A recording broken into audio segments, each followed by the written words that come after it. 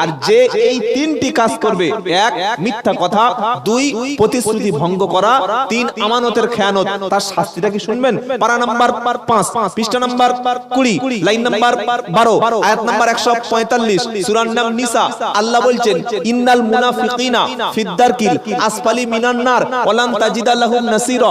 আল্লাহ বলছেন নিশ্চয়ই মুনাফিক যারা মুখে বিশ্বাস করে অন্তরে বিশ্বাস নাই যাদের, ওরা জাহান্নামের সবচাইতে নিম্ন জায়গায়, নিকৃষ্ট জায়গাতে শাস্তি হবে। কাফেরদের চাইতে বড় শাস্তি হবে মুনাফিকদের। তাহলে এই তিনটি চরিত্র যেন আজকের আমাদের মধ্যে বিদায় নেয়। সকলে ইনশাআল্লাহ বলুন, বলুন ইনশাআল্লাহ। নামাজ রোজা হজ যাকাত সব আছে, কিন্তু লোকটা মিথ্যা কথা বলে। নামাজ রোজা করে কিন্তু প্রতিশ্রুতি ভঙ্গ করে। নামাজ রোজা করে কিন্তু তার কাছে যে বস্তুটাকে আমানত রাখা হয় সেটাই নষ্ট করে ফেলে, সেটা কোনো গুরুত্ব দেয় না। এই তিনটি চরিত্র যার মধ্যে থাকবে, জান্নাতে যাওয়া দূরের কথা, তার ঠিকানা জাহান্নামের নিচে। আল্লাহ সকলকে মাফ করে দিক। সকলে বলুন আমিন। আল্লাহ রাসূলের চরিত্র শুনে নিয়েছেন, রাসূল ছিলেন জীবন্ত কোরআন। বলুন না সুবহানাল্লাহ। জীবন্ত কোরআন, যাকে নবী ওয়াদা করবেন খেলাফ করবেন না। মুসলমান কখনো ওয়াদা খেলাফকারী হতে পারে না। এক নম্বর বলে দিলাম, কোরআন যারা অনুসরণ করবে আখিরাতে কোনো ভয় নাই, তারা জান্নাতি। জোরে বলুন সুবহানাল্লাহ। দুই নম্বর, ইন্নাল্লাযীনা আমানু ওয়া আমিলুস সলিহাতি ওয়া আকামুস সালাতা ওয়া আতাউজ যাকাতা লাহুম আজরুহুম ইনদা রাব্বিহিম ওয়া লা খাউফুন আলাইহিম ওয়া লা হুম ইয়াহজানুন। 3 নম্বর পারা 6 নম্বর পৃষ্ঠা 5 নম্বর লাইনের 275-76 নম্বর আয়াত সূরার নাম আল বাকারা। আর আল্লাহ পাক শুনিয়ে দিচ্ছে ইন্নাল্লাযীনা আমানু, নিশ্চয়ই ঈমান এনেছে যারা, ওয়া আমিলুস সলিহাত, ঈমান আনার পরে ভালো কাজ করেছে যারা। 3 নম্বর ওয়া আকামুস সালাত, নামাজ কায়েম করেছে যারা। 4 নম্বর ওয়া আতুজ যাকাত, যাকাত দিয়েছে যারা। আর আল্লাহ বলছেন লাহুম আজরুহুম ইনদা রাব্বিহিম, তাদের কাজের আজরটা, তাদের এই ভালো কাজের পুরস্কারটা আমি আল্লাহ আমার কাছে গচ্ছিত আছে। ঈমান এনে নামাজ আদায় করবে যারা, যাকাত দেবে যারা, কিয়ামতের দিন তাদের ভয় নাই, কোনো চিন্তা নাই। জোরে হবে না? দুই শ্রেণীর বলেছি, এক কোরআনওয়ালা ব্যক্তি, আর দ্বিতীয় নামাজি ব্যক্তি। ঈমানওয়ালা ব্যক্তির না দুনিয়াতে কোনো ভয় আছে, না আখিরাতে কোনো চিন্তা আছে। বলুন সুবহানাল্লাহ। 3 নম্বরটা শুনেন, পারা নাম্বার 11, পৃষ্ঠা নাম্বার 15, লাইন নাম্বার 1, আয়াত নাম্বার 62, সূরার নাম ইউনূস। আমার আল্লাহ বলছেন শোনো, আলা ইন্না আউলিয়া আল্লাহি লা খাউফুন আলাইহিম ওয়া লা হুম ইয়াহজানুন আল্লাযীনা আমানু ওয়া কানু ইয়াত্তাকুন লাহুমুল বুশরা ফিল হায়াতিদ দুনিয়া ওয়া ফিল আখিরাহ লা তাবদীলা লিকালিমাতিল্লাহ যালিকা হুয়াল ফাওজুল আযীম। জোরে বলুন সুবহানাল্লাহ। কি আশ্চর্য কথা! আল্লাহ কি বলছেন? আলা ইন্না আউলিয়া আল্লাহি লা খাউফুন আলাইহিম ওয়া লা হুম ইয়াহজানুন। জেনে রাখো, তোমরা অবশ্যই এটা মনে রেখো, যারা আমার বন্ধু হয়, যারা আমার প্রকৃত ওলি, আমার বন্ধু যারা, তাদের কোনো ভয় নাই, তাদের কোনো জোরে হবে না সুবহানাল্লাহ। এবার প্রশ্ন হতে পারে, ওলি কারা? কি গো, আল্লাহর ওলি কাদের বলা হয়? তার পরের বাক্যে ক্লিয়ার বলে দিয়েছে, আল্লাযীনা আমানু, আল্লাযীনা আমানু ওয়া কানু ইয়াত্তাকুন। যারা হবে খাঁটি ঈমানদার, আর যারা হবে আল্লাহকে দেখে বেশি ভয় করে, যারা ঈমানওয়ালা আর যারা মুত্তাকি পরেজগার, তারাই হলো আল্লাহর ওলি। বললে ঈমান আনতে গেলে কি কি করতে হবে? ঈমানের জন্য আবার 5টা জিনিস লাগবে। কটা? জোরে বলেন। ইন্নামাল মুমিনুনা আল্লাযীনা আমানু, ইন্নামাল মুমিনুনা আল্লাযীনা ইযা যুকিরাল্লাহু ওয়াজিলাত কুলুবুহুম ওয়া ইযা তুলিয়াত আলাইহিম আয়াতুহু যাদাতুহুম ঈমানা ওয়া আলা রাব্বিহিম ইয়াতাওয়াক্কালুন আল্লাযীনা ইউকিমুনাস সালাতা ওয়া মিম্মা রাযাকনাহুম ইউনফিকুন উলাইকা হুমুল মুমিনুনা হাক্কান লাহুম দারাজাতুন ইনদা রাব্বিহিম ওয়া মাগফিরাতুন ওয়া আজরুন কারীম। পারা নাম্বার 9, পৃষ্ঠা নাম্বার 15, লাইন নাম্বার 4, আয়াত নাম্বার 2, সূরার নাম আনফাল। ওখানে ওলি হওয়ার জন্য দুটো শর্ত ছিল, একটা হলো পাকা ঈমানদার আর একটা হলো পরেজগার মুত্তাকি। আর পাকা ঈমানদার কারা? এবার প্রশ্ন কেউ করছে, আল্লাহ আমি কি ওলিদের পর্যায়ে যেতে পারবো না? আমি কি ওলি হতে পারবো না? আল্লাহ বললেন তুমি হতে পারবে। ওলি হওয়ার জন্য তোমাকে ঈমানদার হতে হবে। কেমন ঈমানদার হব?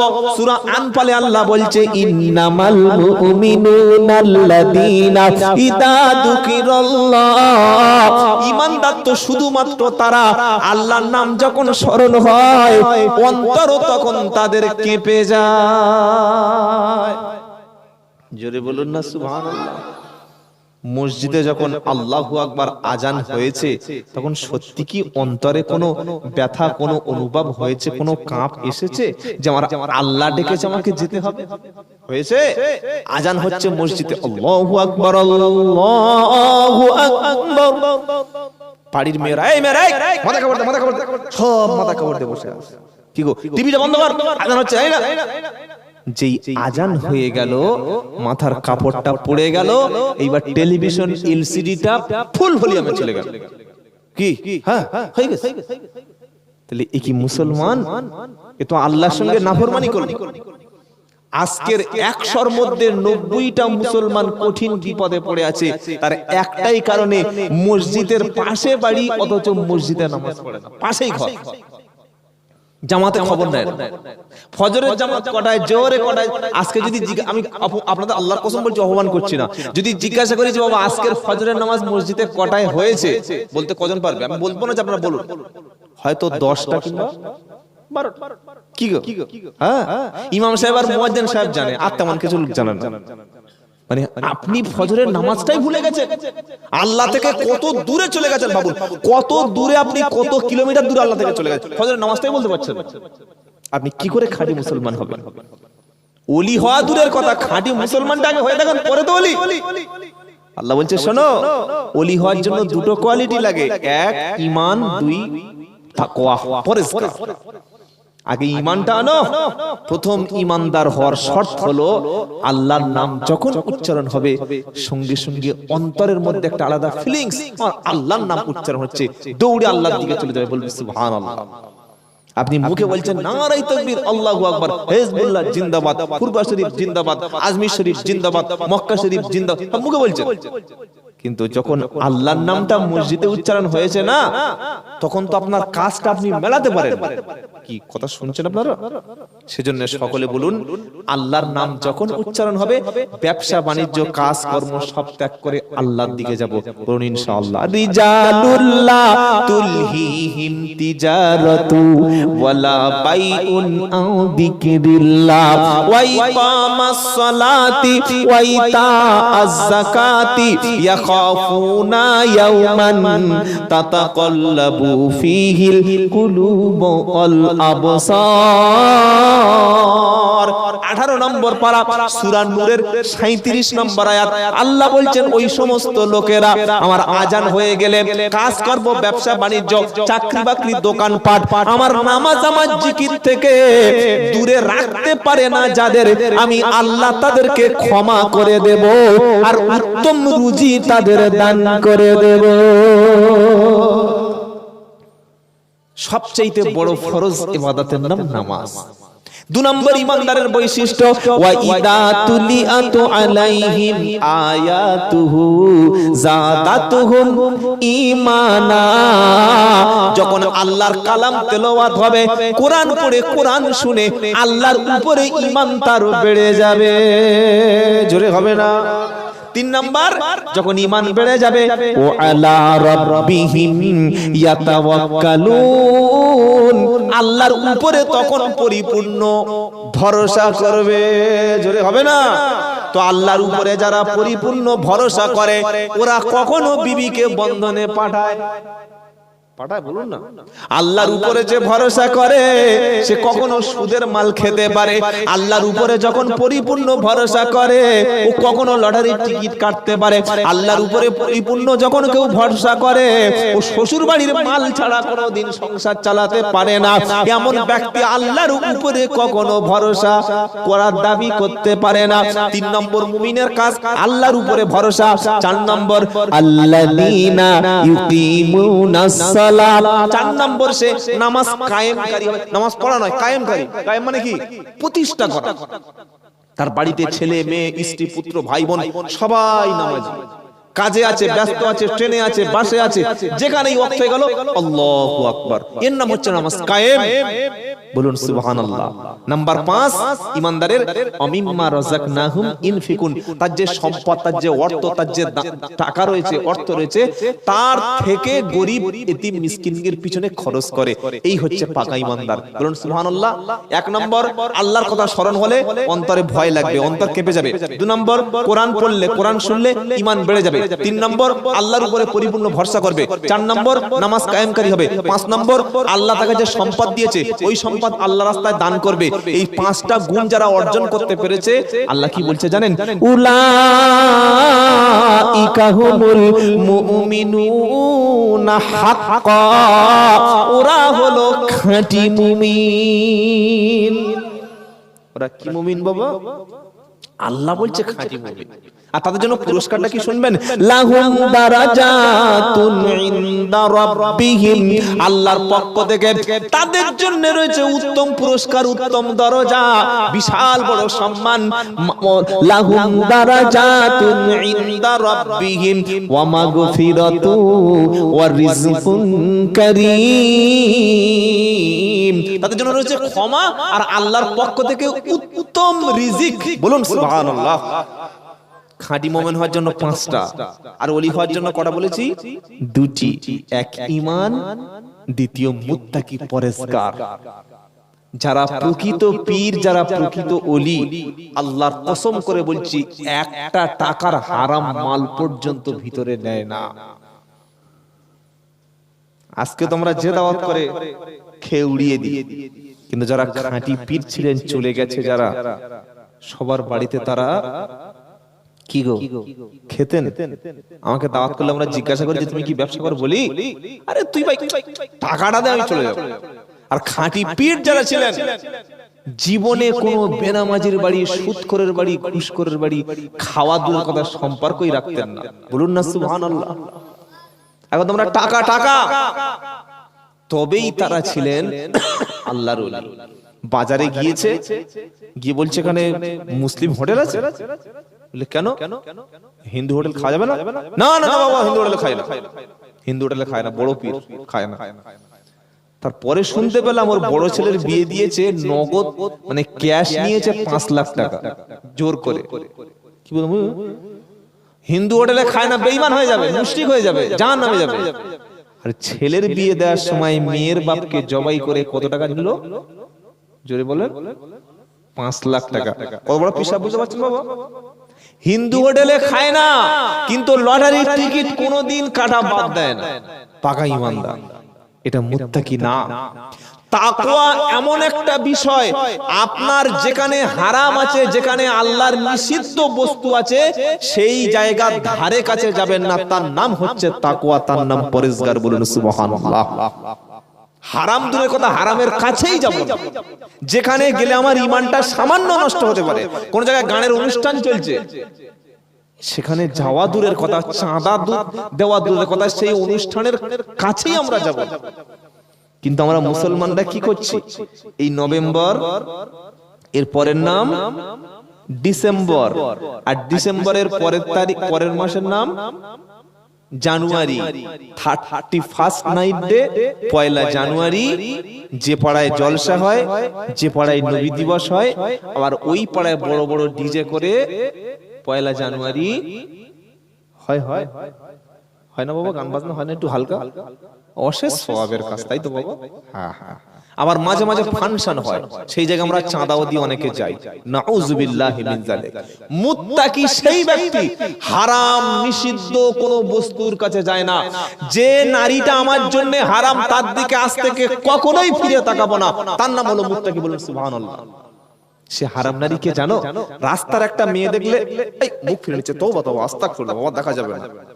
আর তোমার নিজের যে ছোট ভাইয়ের স্ত্রী মানে ভাবি, তাই তো? বড় ভাইয়ের স্ত্রী মানে কি? ছোট ভাইয়ের জন্য ভাবি। আর শালিটা আমার জন্য গায়র মুহাররম, অর্থাৎ কোন জামাই যদি তার শালির হাত ধরে, তার শালির সঙ্গে একসঙ্গে ঠাট্টা করে, গল্প করে, একসঙ্গে চলাফেরা করে, এটা পর স্ত্রীর মতো কবিরা গুনাহ, কঠিন পাপ। আজকে জলসার দিন যত জামাই এসেছে বা আশেপাশে ছিল, একজন জামাই বলতে পারবে, বা আমরা যারা জামাই হয়েছি অনেকে মারা যাচ্ছি, শালির সঙ্গে আমরা কতটা কঠিন সম্পর্ক রাখি, হাসি ঠাট্টা বিদ্রুপ, কেন এটাকে পাপ মনে করি না? অথচ 90% শালি লজ্জা শরম হায়া হারিয়ে ফেলে শুধুমাত্র বোনাইয়ের দ্বারায়। কি বলছিলাম? আর 90% মানুষ তার শ্বশুর বাড়ি গিয়ে ভাবির কাছে কোনো পর্দা করে না, দেওর ভাবির সঙ্গে কোনো পর্দা করে না। আজকের মুসলমানদের খালি বলছে হুজুর পর্দা রস করো, পর্দার বক্তব্য শুনে বাড়ি গিয়ে ভাবি আর দেওর একই গোসলখানায় গোসল করছে, এ ওর পিঠে সাবান মাখিয়ে দিচ্ছে, ওর শ্যাম্পুটা মাথায় লাগিয়ে দিচ্ছে, বিয়ের সময় একে অপরের সঙ্গে ইয়ারকি করছে। আল্লাহর নবী বললেন হামউল মাউত, দেওর তো তোমার মৃত্যু সমতুল্য। পরপুরুষকে দেখে তুমি ভয় পাবে যতটা, তার চাইতে দেওরকে দেখে বাড়ির মেয়েরা, নবী বললেন, বেশি ভয় করো। যে কোনো মুহূর্তে তোমার ঈমান, তোমার ইজ্জত, তোমার সতীত্বটা নষ্ট হয়ে যেতে পারে। আজকে বলুন এই পর্দাটা আমাদের সমাজে আছে কিনা? আল্লাহ হেফাজত করুক, সকলে জোরে বলুন আমিন। যারা ওলি হয়, যারা পীর হয়, তারা সর্বপ্রথম নারী, অবৈধ নারী থেকে শত যোজন দূরে থাকে। আর বাংলাদেশে বাবা মনে রাগ করবেন না, এমন অনেক পীর আছে বাংলাদেশে, ভণ্ড পীর বাবা, মেয়েদেরকে দেখে পাটে পায়। শুনলেন কি বললাম? এই মেদিনীপুর কেশপুর বলে একটা জায়গা আছে, পশ্চিম মেদিনীপুর কেশপুর, ওখানে তো ওরকম ওই পীর সাহেবের মুরিদ আমি জানি না, ওখানে ওই পীর সাহেব এসে পা এরকম বাড়িয়ে দেয়, আর ভণ্ড ওই পীর ভণ্ড আর মুরিদরা তো আরো ভণ্ডামি করবে। কি হাক্কানি পীর হলে তো সেখানে মেয়েদের যেতে দেবে না, যেতে দেবে না। এবার উনি পীর সাহেব এই বুড়ো আঙ্গুলটা পায়ের সামনে পার করে দেয়, আর মহিলারা এসে পায়ের আঙ্গুলটা চুষে, মনে করে আমার জান্নাতের চৌকাঠে পৌঁছে গেছি। বলুন নাউজুবিল্লাহ, বলুন নাউজুবিল্লাহ। যদি কোনো আলেম, কোনো বক্তা, কোনো পীর সাহেব, মুফতি সাহেব দেখেন নারীদের সঙ্গে একসঙ্গে হাসি ঠাট্টা করছে, গল্প করছে, ঠাট্টা বিদ্রুপ করছে, অবৈধ নারীকে সামনে নিয়ে একসঙ্গে খেদমত করছে, অসংখ্য নারীদেরকে দিয়ে পা টিপিয়ে নিচ্ছে, ওটা দাজ্জাল, ওটা শয়তান, ওটা কখনো আলেম না, পীর না, বক্তা না। এর থেকে ঈমান বাঁচানো আমাদের জন্য জরুরি। কথা মনে থাকবে ইনশাআল্লাহ। আল্লাহ হেফাজত করুক, সকলে বলুন আমিন। এজন্য আপনার সাবালিকা মেয়েটাকে পড়াতে দেওয়ার আগে দেখে নেবেন যে টিউশনি যাকে পড়াতে দিচ্ছেন ওই শিক্ষকটা মুহররম কিনা, অথবা ওই যিনি আপনার মেয়েকে পড়াবেন তিনি মহিলা শিক্ষিকা কিনা। মেয়ে অনার্স মাস্টার্স কমপ্লিট করবে, মেয়ে গ্রাজুয়েশন করছে ইংলিশে, আর দুতলা ছাদের উপরে এসি চালিয়ে দিয়ে আপনার মেয়েকে যা ইংলিশটা কমপ্লিট করেছে, গ্রামার কমপ্লিট, ও গ্রামার কমপ্লিট করতে করতে গ্রামার কমপ্লিট করে দেবে। আল্লাহ হেফাজত করুক, সকলে জোরে বলুন আমিন। এটার নাম হচ্ছে পর্দা। মেয়ে 7 বছর 8 বছর ওই সময় কোরআন শিখিয়ে নেবেন। মাধ্যমিক উচ্চ মাধ্যমিক পরীক্ষা দিয়ে বাড়িতে 3 মাস বসে আছে, বললে যাও ইমাম সাহেবের বাড়িতে ডেকে এনে পড়াও, এটা নাজায়েজ। পরিষ্কার শরিয়াতের হারাম কাজগুলো মুসলমান অহরহ করছি, আর খালি বলছি এত দোয়া করছি ফিলিস্তিনে তো অশান্তি বন্ধ হচ্ছে না। কি গো বাবাজিরা, আল্লাহ ভাইরা, হারাম ছেড়ে দেবো বলুন ইনশাআল্লাহ। 3 নম্বর বলেছি কাদের ভয় নাই। নাম্বার 4 আল্লাহ বলছেন আরেক শ্রেণীর ভয় নাই, তারা কারা জানেন?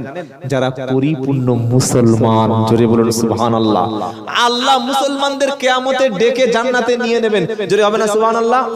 ইয়া ইবাদিলা খাউফুন আলাইকুমুল ইয়াউম ওয়ালা আনতুম তাহজানুন আল্লাযীনা আমানু বিআয়াতিনা ওয়া কানু মুসলিমিন। মুসলমান হলে আখিরাতে ভয় নাই। একবার জোরে বলুন না সুবহানাল্লাহ। 25 নম্বর পারা 13 নম্বর পৃষ্ঠা 5 নম্বর লাইনের 68 নম্বর আয়াত সূরা যুখরুফে আল্লাহ বলছে ইয়া ইবাদিলা খাউফুন আলাইকুমুল ইয়াউম, ও আমার বান্দা কিয়ামতের দিন তোমার কোনো ভয় নাই, কিয়ামতের দিন তোমার কোনো চিন্তা নাই, তুমি চলে এসো আমার কাছে।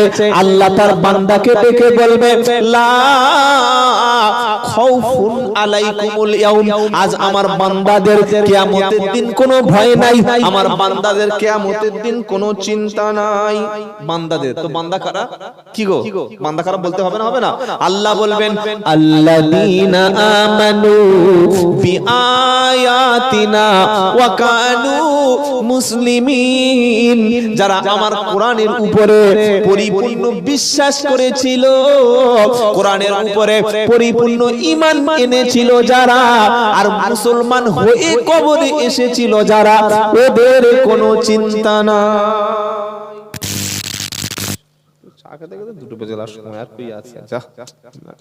মুসলমানদের কোনো ভয় নাই, মুসলমানদের জোরে বলুন ভয় নাই।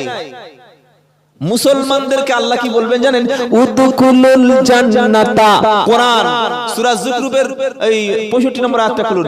উদখুলুল জান্নাতা আনতুম ওয়া আযওয়াজুকুম তুহবারুন। আল্লাহ বলবেন শোনো, আমার বান্দাদের কিয়ামতের দিন কোনো ভয় নাই, মুসলমানদের কোনো চিন্তা নাই। মুসলমানদের বলবো উদখুলু, অর্ডার দিচ্ছে আল্লাহ, উদখুলুল জান্নাতা আনতুম ওয়া আযওয়াজুকুম তুহবারুন।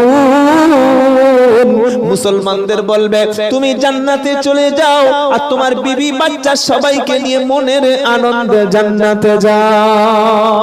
জোরে হবে না? মুসলমানকে মুসলমানি দিয়েছে যে, মোল্লার মেয়ে বিয়ে করেছে যে, মাথায় টুপি দিয়েছে যে, গরুর মাংস খায় যে, সে হলো মুসলমান। তাই তো? এই কোয়ালিটি গুলো মুসলিমদের আছে। দাড়ি রবীন্দ্রনাথ ঠাকুরের আছে, মাথায় পাগড়ি স্বামী বিবেকানন্দের ছিল, গোমাংস খ্রিস্টানেরা খায়, অনেক অমুসলিম খায়। খায় না? খায় না? মুসলমানি এখন অমুসলিমরা দিচ্ছে। তাহলে তাদের আর আমাদের পার্থক্যটা কি? এক নম্বর খাঁটি মুসলমান সে, নবীকে জিজ্ঞাসা করা হলো ইসলামের মধ্যে সবচাইতে ভালো মুসলমান কে? নবী বললেন যার হাত আর জবান থেকে মুসলমান প্রতিবেশী নিরাপদ। আপনি আজকের মরুন, কাল সকালবেলা আপনার প্রতিবেশী বিড়ি খাবার বলবে সালাম মরেছে, ঠিক হয়েছে, খুব কষ্ট দিচ্ছিল, বলবে না? বলবে। তাহলে আপনি কিসের মুসলমান? যার জবান আর হাত থেকে প্রতিবেশী নিরাপদ নয় সেই মুসলমান না। আজকের এমন কথা বলি আমি, আমার স্ত্রী পর্যন্ত কষ্ট পায়, এমন ব্যবহার করি, আমার পাশের লোক বলছে আল্লাহ বড় জালিমের বাড়ির পাশে ঘর করেছে, আল্লাহ কবে তুমি জালিমটা তুলবে? মুসলমান না। নবী বললেন সে ব্যক্তি মুসলমান না। সাহাবারা বললেন কোন? নবী বললেন যে ব্যক্তি গলা পর্যন্ত পেট পর্যন্ত খেলো, তার প্রতিবেশী ক্ষুধার্ত অবস্থায় ঘুমিয়ে পড়লো, ও কখনো মুসলমান না। জীবনে একবার হজ করা ফরজ, আর পাশের গরিব মানুষ কষ্টে পড়লে তাদেরকে খেতে দেওয়া কি ওয়াজিব, ফরজ। প্রতিবেশী ক্ষুধার জ্বালায় মরবে আর তুমি হজে যাবে, ফরজ হজ করে নফল হজে যাবে, এটা ইসলাম না। কি বললাম বুঝতে পেরেছেন বাবা? একটা বিধবা মেয়ের বিয়ে হচ্ছে না আর তুমি 4 বার হজ করে এসেছো, এটা তোমার ইসলাম বলেছে? হ্যাঁ? তোমার পাড়ায় একটা ছেলে পড়াশোনা করতে পারছে না, বই কিনতে পারছে না, আর তুমি আজমিরে চলে গেছে। আবার কিছু কিছু মুসলমান বলছে 3 বার আজমিরে গেলে একবার ওকে জিজ্ঞাসা করে দেখো জীবনে বাপের কবর জিয়ারত করে কিনা। ও জিয়ারতের সিস্টেমটাই জানে না, ও খালি জিয়ারত করে হুজুর হুজুর, মানে হুজুর তুমি চালাও, আমি পিছনে আছি, হুক্কা হুয়া আছে। এই বাবাজিরা, আল্লাহ আল্লাহ ভাইরা, সারা জীবন একটা ভুল পদ্ধতি করে এসেছেন যে হুজুরকে দিয়ে দোয়া করানো। সত্যটা শিখে নেন, সত্যটা মেনে নেন। আর এই সত্যটা হয়তো কোনো বক্তা বলবে কিনা আগামীতে আপনাদের জলসা আমি জানি না। দোয়া যখন করবেন সব সময় নিজে নিজে করবেন, বলুন ইনশাআল্লাহ। মুসলমানিতে হাজাম লাগে, গরু জবাইয়ের সময় ইমাম লাগে, বিয়ে পড়ানোর সময় মুন্সি সাহেব লাগে, কাজী সাহেব লাগে, কি গো জানাজার সময় লোক লাগে। আর পৃথিবীতে একটাই ইবাদত যেটা নিজের জন্য বান্দার সঙ্গে আল্লাহর সম্পর্ক, মাঝখানে কোনো ভায়া রাখতে নাই, ওই ইবাদতের নাম হচ্ছে দোয়া। কি নাম বললাম? জোরে বলেন। অনেকে বলবেন হুজুর আমি তো আরবি বুঝি না, আমি তো পাপী, আমি তো অত জানি না, বাংলায় দোয়া করলে হবে? আমার আল্লাহ ভাষা সব রকম বোঝেন। আল্লাহ তো এমন না যে আরবি বোঝেন আর বাংলা বোঝেন। কি গো বাবাজি, আল্লাহ সব ভাষা বোঝেন। যার মুখে ভাষা নেই তার ভাষাও বোঝেন। যিনি মুখে ভাষা নাই, অবল মানে একদম বধির, তার ভাষা বোঝেন। ভাষা যখন সবকিছু তিনি বোঝেন, তাহলে আমাকে বাংলায় দোয়া করতে ক্ষতি কি? কিছু না আরবিতে বলতে পারো না, রব্বানা হাবলানা আজওয়াজিনা তাপানা, উল্টে বলবে। আরে তুই আরবি বাংলা বল, বাংলা বলুন যে আল্লাহ আমাকে ক্ষমা করে দাও, আল্লাহ আমার রুজি দাও, আল্লাহ আমার হায়াত দাও, বলে হবে না? হবে। নাম্বার 2, দোয়া যখন করতে হয় তখন চিৎকার চেঁচামেচি করে করতে নাই বাবা, এটা শুনে রেখে দেন। পারা নাম্বার 9, সূরার নাম আরাফ, আয়াত নাম্বার 55। আল্লাহ বলছেন উদউ রাব্বাকুম তাদাররুআও তাদুররুআও ওয়া খুফিয়া। তুমি যখন আল্লাহকে ডাকবে না, বিনয়ের সঙ্গে ভয় ভীত হয়ে আল্লাহকে ডাকবে। কিছু লোক আছে, কিছু হুজুরও আছে, আমরা বলি হুজুর দোয়া করে দাও, আর হুজুর এমন জোরে চিল্লে উঠছে, ঘুমন্ত লোক 3 ফুট লাম্বা। কি হচ্ছে রে? আল্লাহর কসম বলছি, এটা দোয়া সুন্নাত না। দোয়া সুন্নাত কি জানেন? আদম আলাইহিস সালাম জান্নাত থেকে বিতাড়িত হওয়ার পর চোখের পানি পড়ছে আর দোয়া করছে কি? রব্বানা যালামনা আনফুসানা ওয়া ইল্লাম তাগফির লানা ওয়া তারহামনা লানাকুনান্না মিনাল খাসিরিন। আল্লাহ, নফসের উপরে জুলুম করেছি, অত্যাচার করেছি, তুমি ক্ষমা করে দাও, তুমি দয়া করো। যদি না ক্ষমা করো আমি ধ্বংস হয়ে যাব। নবী আইয়ুব আলাইহিস সালাম 16 থেকে 18 বছর রোগে ভুগলেন, একদম শেষ অবস্থা। উনি কি দোয়া করেছিলেন জানেন? ও আইয়ুব ইদনাদা রাব্বাহু আন্নি মাসানিয়াদ দুররু ও আনতা আরহামুর রাহিমিন। 17 পারা সূরা আম্বিয়া।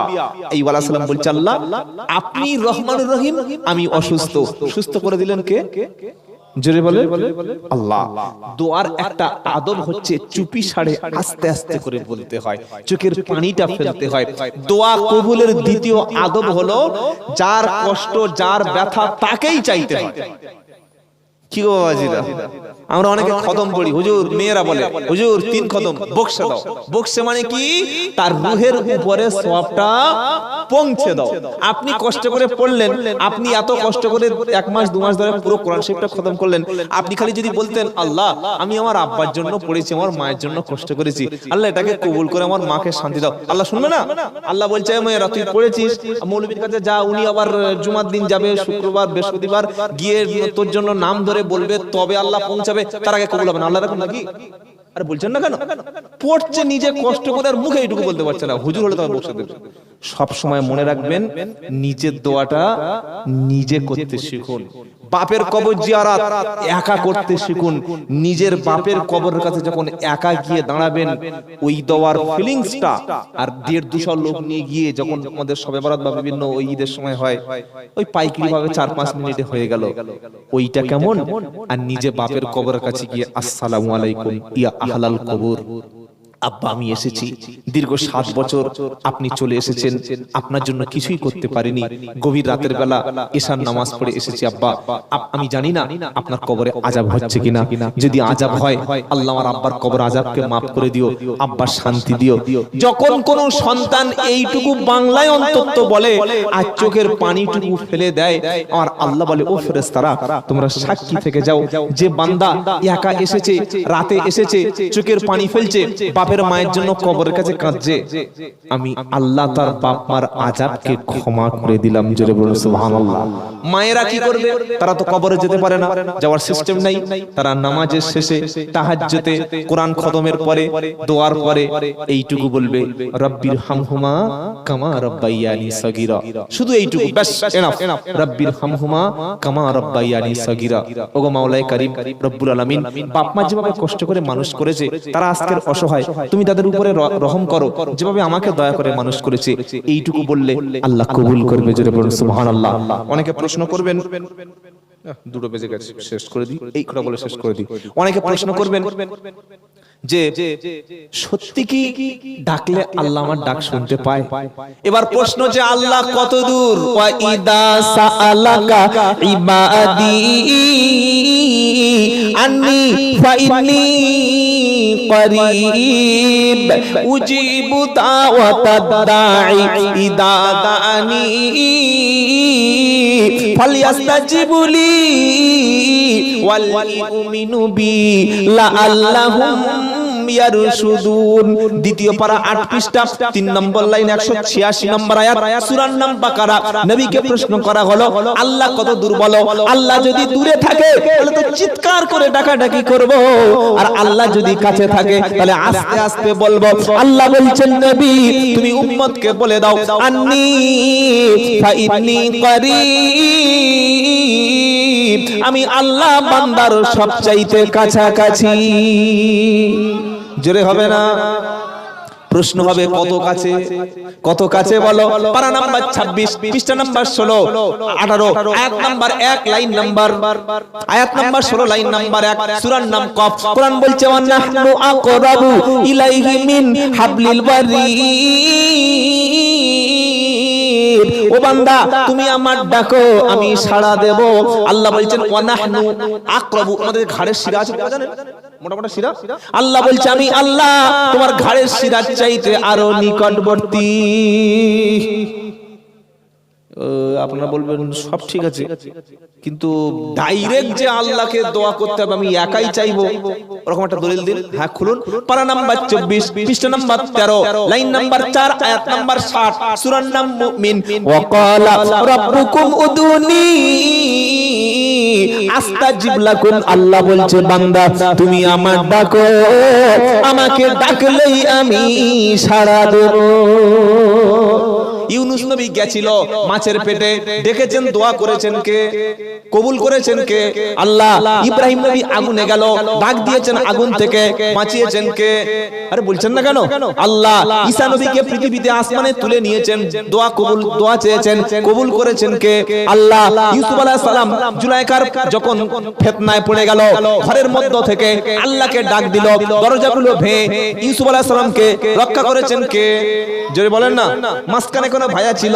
আজ থেকে বলো যখন দোয়া করব চাইবো শুধু আমার আল্লাহকে বলবো ইয়াকা না'বুদু ওয়া ইয়াকা নাস্তাঈন। আমরা নামাজে বলছি আল্লাহ গো শুধু তোমারই ইবাদত করি আর তোমারই কাছে সাহায্য চাই। বেশ, বক্তব্য হয়ে গেল ভাই, টাইম শেষ, কথা শেষ। আল্লাহ আমাদের সবাইকে কবুল করুন, যা কিছু শুনলেন আমল করবেন, বলুন ইনশাআল্লাহ।